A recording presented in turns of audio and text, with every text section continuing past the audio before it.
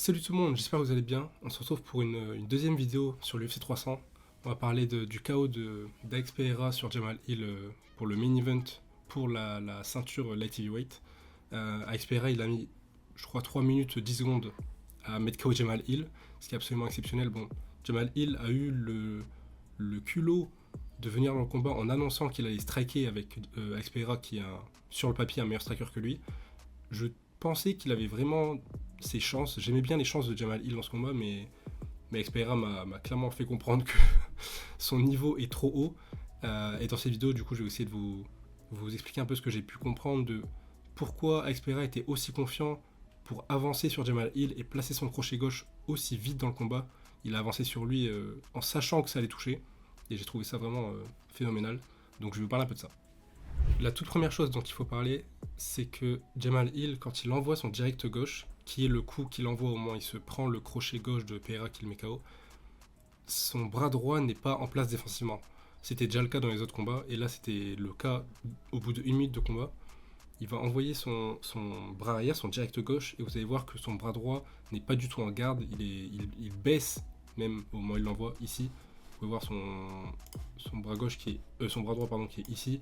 Donc évidemment, toute cette fenêtre-là est disponible pour un crochet gauche d'Xperia. Xperia n'envoie pas de crochet gauche avant le crochet gauche qui met KO Jamal Hill, ce qui est d'autant plus impressionnant en termes de timing et de précision et d'efficacité. Mais dans tous les cas, l'information, il peut la prendre au bout de 1 minute de combat. C'est ouvert, quoi. L'autre chose que Xperia a potentiellement pris en compte, consciemment ou inconsciemment d'ailleurs, pour arriver jusqu'au moment où il met le crochet gauche, c'est que quand il est à distance de kick, Jamal Hill kick bien, et il peut potentiellement le gêner. C'est quelque chose que Israël Adesanya avait pas mal utilisé face à Alex Pereira, le fait d'être engauché et d'envoyer des middle kicks ou des high kicks, parce que Pereira ne va pas rentrer dans la distance au moment où tu l'envoies, il va pas non plus attraper le kick. Donc c'est une bonne manière de le garder à distance, voire de le faire reculer. Et Jamal Hill l'avait bien compris, il l'a bien utilisé. Là, c'est un high kick, mais il y a aussi un middle kick qui touche. Et juste avant la séquence du crochet gauche, je vais vous montrer après, il y a aussi un low kick intérieur qui touche. Donc Alex Pereira, il comprend qu'il doit être dans la distance d'anglaise, il doit passer à la distance de kick, rentrer dans la distance d'anglaise pour pouvoir ouvrir l'opportunité du crochet gauche. L'autre chose qui se passe, c'est que quand Alex Pereira met la pression, comme là, Jamal Hill, il veut arrêter cette pression et donc il envoie son bras arrière. Là, il le fait en avançant, il va le renvoyer juste après. Mais globalement, à chaque fois qu'Alex Pereira a commencé à mettre la pression, Jamal Hill a voulu casser cette pression, soit avec des kicks, soit une fois que Xperia avait passé la distance de kick avec son bras arrière. Là vous pouvez voir que Xperia met la pression et du coup Jamal Hill envoie son bras arrière. Bon, c'est au corps, mais l'idée est exactement la même. Du coup Xperia revient pour remettre la pression et bon, Jamal Hill va d'abord tourner un peu mais il va renvoyer encore une fois un bras arrière parce que Xperia met la pression. C'est vraiment la même idée. Là il feinte et juste après il envoie ici son bras arrière. Et c'est toujours dans la volonté de faire reculer Pereira. D'ailleurs, juste avant le crochet gauche qui met KO, il y a ce kick qui était du coup l'un des kicks dont je vous ai parlé, que Jamal Hill utilisait pour garder Pereira à distance. Là, en l'occurrence, ça touche la coquille de Pereira. Le combat continue quand même. Et Pereira, il va mettre en place ce que j'ai dit, c'est-à-dire qu'il va rentrer à l'intérieur de la distance de kick pour arriver dans la distance de boxe anglaise. Et une fois qu'il a fait ça, il sait que ce que va envoyer Jamal Hill, c'est son direct gauche, parce que de son côté, Alex Pereira, il va attraper la main droite de Jamal Hill. Il va complètement enlever cette option-là à Jamal Hill. Donc là, il va légèrement avancer Jamal Hill.